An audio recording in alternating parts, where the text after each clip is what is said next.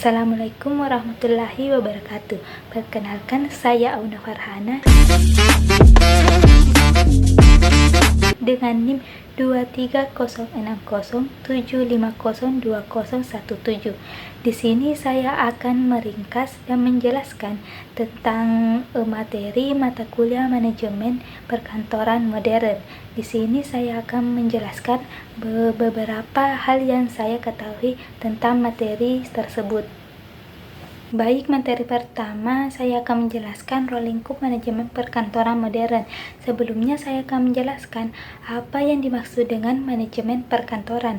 Manajemen perkantoran modern yaitu proses perencanaan, perorganisasian, pengarahan, dan pengendalian sumber daya kantor dengan tujuan yang efisiensi dan efektivitas dalam lingkungan kerja yang dinamis.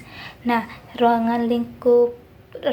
lingkup manajemen perkantoran modern yaitu yang pertama, perencanaan perkantoran, merencanakan tata letak dan desain kantor.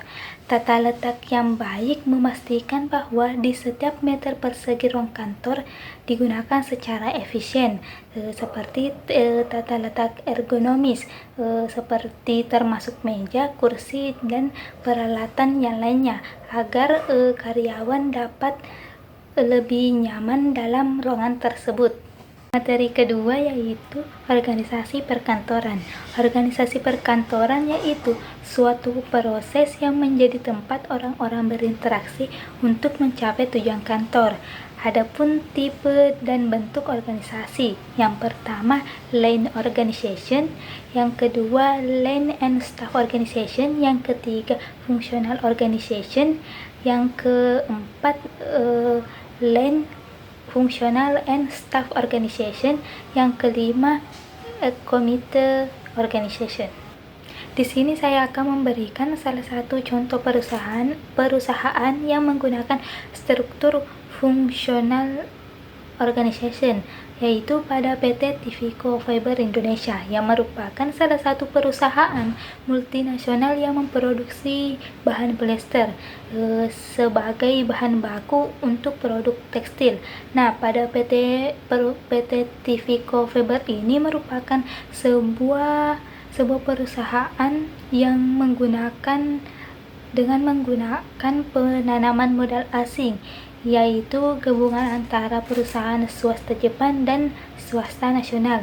Pada PT Tivico Fiber ini menggunakan struktur organisasi, yaitu gabungan menurut fungsi, gabungan antara satu aktivitas dengan aktivitas lainnya. Pada PT Tivico Fiber ini menggunakan beberapa grup, yaitu administration group, production group, dan man center group. Adapun struktur organisasinya seperti di samping. Yang ketiga yaitu manajemen waktu dan produktivitas. Manajemen waktu dan produktivitas yaitu dua aspek yang saling berkaitan dengan manajemen perkantoran modern. Manajemen waktu ini berfokus pada pengendalian waktu untuk mencapai tujuan tertentu, sedangkan produktivitas berkaitan dengan efisiensi untuk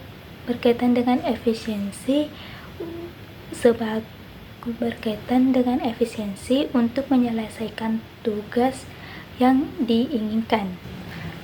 Adapun teknik manajemen waktu, yang pertama yaitu penetapan tujuan, menentukan tujuan jangka pendek maupun jangka panjang untuk memberikan arah dan motivasi. Yang kedua itu penjadwalan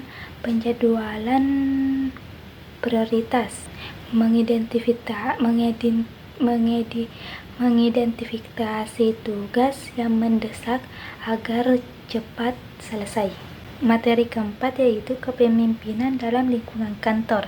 Kepemimpinan dalam lingkungan kantor sangat penting untuk menjalankan tugas, mengelola lingkungan kerja, serta mencapai tujuan tertentu. Gaya kepemimpinan yang efektif dapat mendorong kolaborasi, inovasi, dan kreativitas agar menciptakan kinerja yang positif dan produktivitas. Adapun gaya kepemimpinan yang produktif dalam perkantoran modern, yaitu kepemimpinan transformasional. Pemimpin transformasional menginspirasi dan memotivasi karyawan. Yang kedua itu kepemimpinan demokratif. Pemimpin melibatkan tim dalam pengambilan keputusan. Materi terakhir yaitu komunikasi yang efektif di tempat kerja.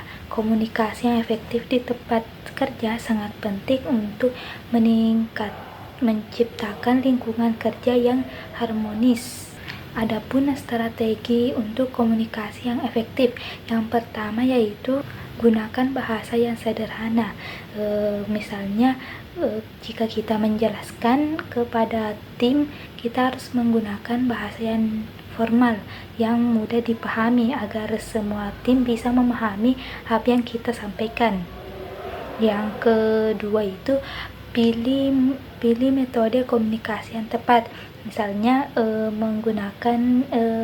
menggunakan komunikasi melalui online atau lewat email.